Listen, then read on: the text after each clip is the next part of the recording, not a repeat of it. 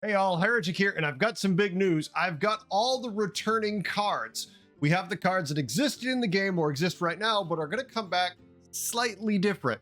You have to really pay attention. Some of these are so similar you might not notice it, and then you realize, yeah, these are actually big differences. So let's take a look. Let's jump in by tier first and see what we can do. First up, we have the Kindly Grandmother. This 1/1 beast has a death rattle summon, a 3/2 big bad wolf, which is also a beast. Simple, does the job. Just another death rattle beast summon.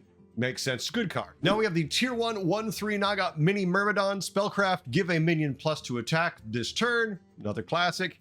Now we have a changed card, Deep Sea Angler. Tier 1 2/2 Naga. Spellcraft, give a minion +2 health in taunt until next turn. Big difference there. Definitely dropped down a tier, lost 1 point of health, but still a good stat line, and giving +2 health, not bad. Now we have at tier 1, the Backstage Security. This 4/4 demon, at the start of your turn, deal 1 damage to your hero. This was in the game a long time ago. I feel like it was tier 3, but maybe it was 2.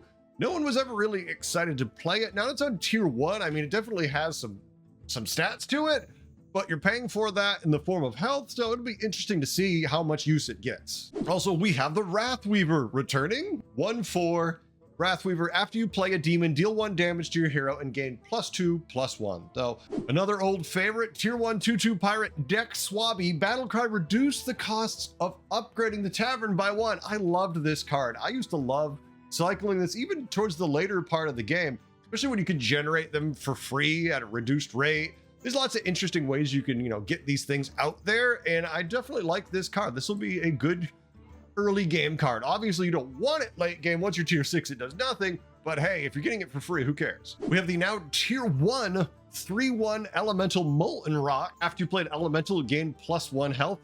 Really fallen far to all the way to tier 1 now. Very interesting stat lines we're seeing at tier 1. It'll be fun to see how this plays out. Now jumping up to tier 2, we have the Defiant Shipwright. This 2/4 pirate, whenever this gains attack, gain +1 health. I mean, it's tier 2. 2/4 is a good stat line. If you buff its attack at all, it instantly gains health. Not bad. Sitting at tier 2, the Shell Collector. This 4/3 Naga now. Battlecry, get a gold coin. Well, still good. We won't see as many because it's at tier 2. But still, that's a good stat line for tier 2. It's still giving you a coin. We might see Shell Collectors stick around for a little while longer on our board with that stat line. Another weird change, we have the tier 2 Selemental, a 3/3. Whenever you sell this, get a 3/3 Elemental. So Selemental itself has now changed to a 3/3, has left tier 1. You'll notice that a lot of these economy cards that used to live on tier 1 are moving their way up to tier 2, getting a buff stat line and keeping the economy. So even if you're buying them later, it still feels pretty good. Then we have the tier 2 3/2 Party Elemental. After you play an Elemental, give a friendly Elemental other than itself +1/+1. Simple. Cycling Elementals, just easy way to do it now in the early game. At tier 3 now, we're going to jump into some of the changes that matter a little more.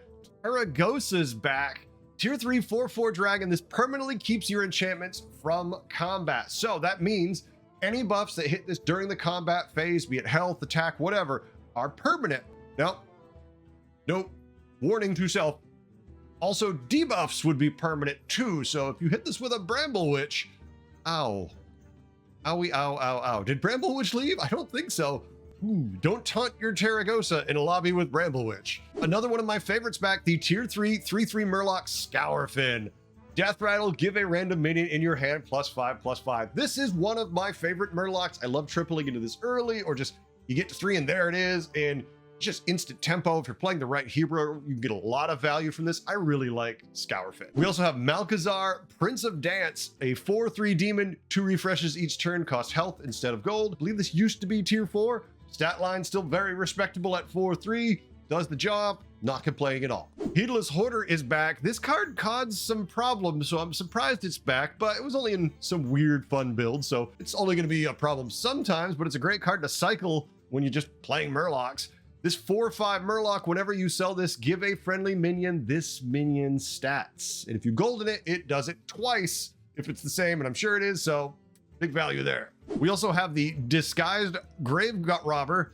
4/4 Battlecry, destroy a friendly undead to get a plain copy of it. So that is different. Previously, it was giving us gold. Now it's giving us a plain copy of that minion. I mean, obviously, if you've got a reborn minion in the shop and you target it, it's now going to put a normal copy. You'll have one in your hand, you'll have one on the board. So there's some ways we can do shenanigans with it. It's definitely going to be better than it was, in which case no one really was using it before. So definitely looking forward to getting this into my games and seeing how it works. Monstrous Macaw has changed a wee bit. These 4/3 beasts, after this attacks, trigger your leftmost death rattle. So no longer will it be a random death rattle. It will be your leftmost one. Interesting. Does that mean if I put a death rattle on the Macaw and it's the leftmost minion now, I can get the value out of it? And it's not often you do stuff like that, but it's nice to know when it's targeted which one you're getting. So this definitely has some potential compared to before where it was kind of random, which would still work. But this time, now that you know it's leftmost, I feel like this will be better. At tier 4, we have a return of one of my favorite cards, the Reef Explorer. This 3/3 Battlecry, discover a minion of a type you don't control, is targeted discovery, which I always like. You know, it's another chance to get more battle cries. If you're playing something that benefits from battle cries, you're going to generate a lot more cards. I love Reef Explorer. If you haven't used it before, definitely experiment with this card. You will get a lot of economy with it. If you have a brand going, it is just nuts the value you got of this thing. Electric Synthesizers got redone a little bit. This 4/3 dragon battlecry, now just give your other dragons +3/+1. Not a big change, but a change nonetheless. So Mummifier is still here, but tier 4 5/2 undead. Death Rattle, give a different friendly undead reborn. Nothing really crazy there.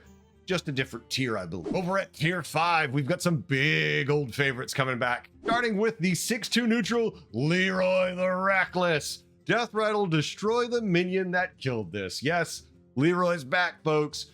They have a big taunt. You don't know how to kill it. Is it massive? Run a Leroy at it. Do they have a massive Wind Fury Cleave? Stand this next to your taunt. Watch their taunt melt as it kills your Leroy.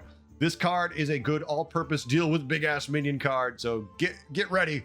Leroy's back and he's ready to kill some big minions. Another good fun card back is the tier 5 Magmalock. This 1/1 elemental Murloc. At the end of your turn, gain +1/+1.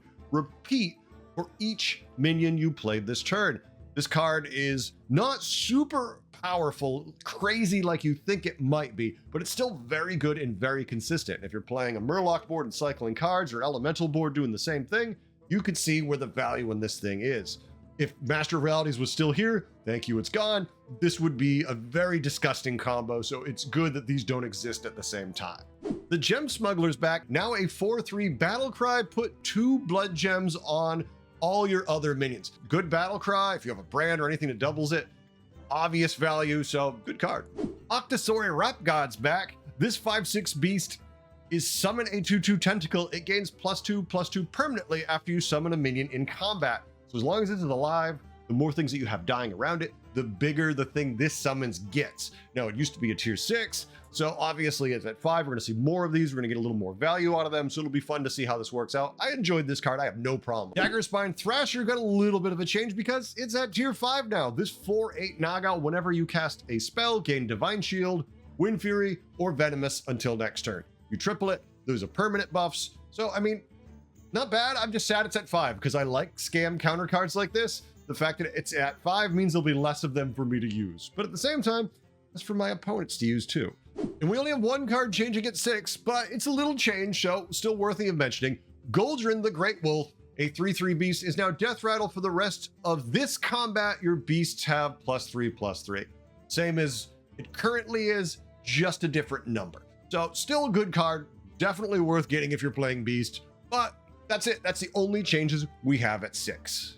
All right, and we have a couple hero changes too, so we definitely want to dive into these since these will affect some games pretty dramatically, and let's look at them.